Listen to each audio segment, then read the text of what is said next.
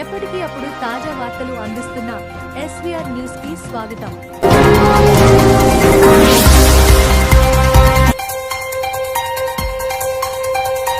జగదేవ్పూర్ మండలంలోని అలీ రాజపేట గ్రామంలో రైతులు చారి మరియు సత్తిరెడ్డి సాగు చేసిన పత్తి చేనును పరిశీలించిన గజ్వేల్ నియోజకవర్గ బీఆర్ఎస్ పార్టీ ఇన్ఛార్జ్ వంటేరు ప్రతాప్ రెడ్డి.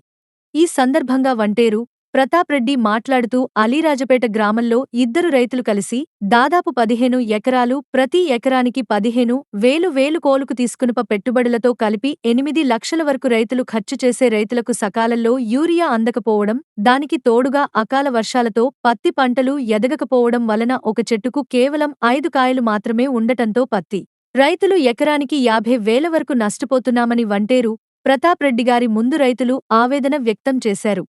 వెంటనే గజ్వేల్ నియోజకవర్గ వ్యాప్తంగా పత్తి పంట నష్టపోయిన రైతాంగానికి ఎకరానికి 50,000 రూపాయలు నష్టపరిహారం ఇవ్వాలని కాంగ్రెస్ ప్రభుత్వాన్ని వంటేరు ప్రతాప్ రెడ్డి డిమాండ్ చేశారు. గజ్వేల్ నియోజకవర్గంలోని రైతాంగం కొన్ని వేల ఎకరాలలో పత్తి పంటలను వేసుకుంటారు. గజ్వేల్ నియోజకవర్గంలో దాదాపు 25 వరకు పత్తి మిల్లులు ఉన్నప్పటికీ ఇప్పటికీ కాంగ్రెస్ ప్రభుత్వం ఒక్క సిసే కొనుగోలు కేంద్రాన్ని కూడా కాంగ్రెస్ ప్రభుత్వం ప్రారంభించకపోవడం దారుణం అన్నారు. దళారులు కేవలం క్వింటాలకు 5,000 మాత్రమే కొనుగోలు చేస్తూ రైతులను నట్టేట ముంచుతున్న కాంగ్రెస్ ప్రభుత్వం పట్టించుకోకపోవడం దారుణం అన్నారు. వెంటనే పత్తి సిసే కొనుగోలు కేంద్రాలను ప్రారంభించి ప్రతి క్వింటాలుకు 10,000 రూపాయల మద్దతు ధర ఇవ్వాలని రైతుల పక్షాన వంటేరు ప్రతాప్ రెడ్డి కాంగ్రెస్ ప్రభుత్వాన్ని డిమాండ్ చేశారు. కేవలం 5,900కు మాత్రమే కొనడం, దళారులకు ప్రభుత్వం వత్తాసు పలకడం చాలా దారుణం అన్నారు. గత కేసీఆర్ ప్రభుత్వం హయాంలో పత్తి సీజన్ కంటే ముందే సీసీఐ కొనుగోలు కేంద్రాలను ప్రారంభించి దళారులు చేసే మోసాల నుండి కాపాడుతూ రైతులకు మద్దతు ధర కల్పిస్తూ పత్తిని కొనుగోలు చేశామని గుర్తుచేశారు. ఈ అసమర్థ కాంగ్రెస్ ప్రభుత్వంలో రైతులకు పూర్తిస్థాయిలో రుణమాఫీ కాలేదని తెలిపారు. రైతులకు పూర్తిస్థాయిలో రుణమాఫీ చేయాలని డిమాండ్ చేశారు. రైతులకు 2 దఫాలుగా రైతుబంధును ఎగ్గొట్టిన ఘనత కాంగ్రెస్ ప్రభుత్వం రేవంత్ రెడ్డిది అన్నారు. రైతులకు గతంలోని కేసీఆర్ ప్రభుత్వం 24 గంటల కరెంటు ఇస్తే నేడు కాంగ్రెస్ ప్రభుత్వం పంటలకు 10 గంటలు కూడా ఇవ్వకుండా రైతులకు ఇబ్బందులకు గురిచేసిందని తెలిపారు.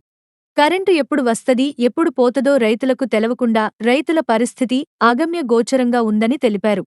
అబద్ధాల పునాదుల మీద ఏర్పడిన కాంగ్రెస్ రేవంత్ రెడ్డి ప్రభుత్వం ఇచ్చిన 420 హామీలు, 6 గ్యారంటీల అమలులో పూర్తిగా విఫలమైందన్నారు.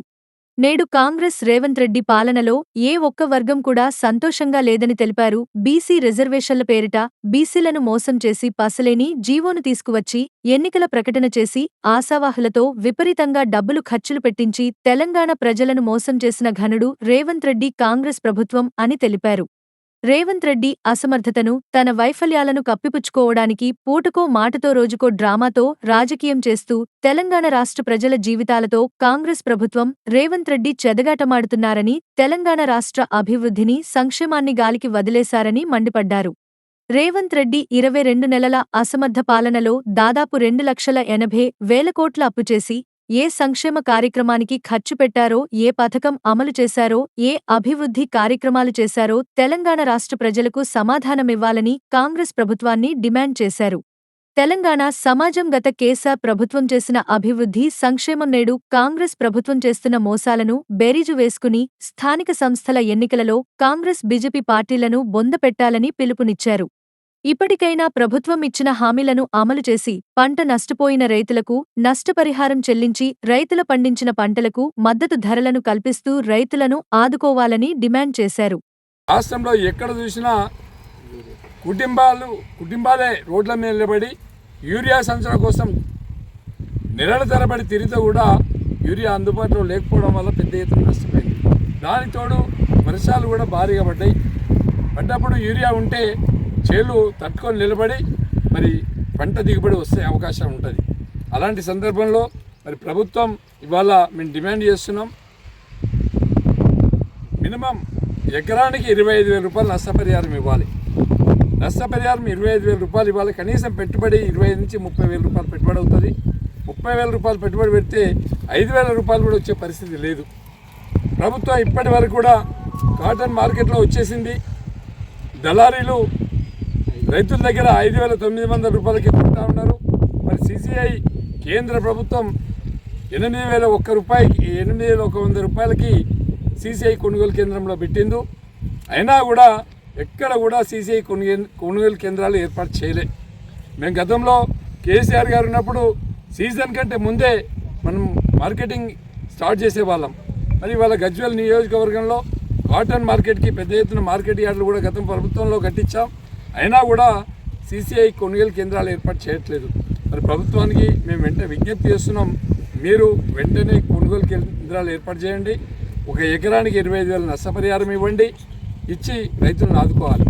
ఇకపోతే ప్రభుత్వం ఇవాళ రైతులకు రైతు కోసం మాట్లాడాలంటే చాలామంది రైతులకి రుణమాఫీ కాలే. రుణమాఫీ కానటువంటి రైతులకు కూడా రుణమాఫీ చేయాలని చెప్పి మేము విజ్ఞప్తి చేస్తున్నాం. కరెంటు 12 గంటల కంటే 3 ఫేజ్ రావట్లేదు.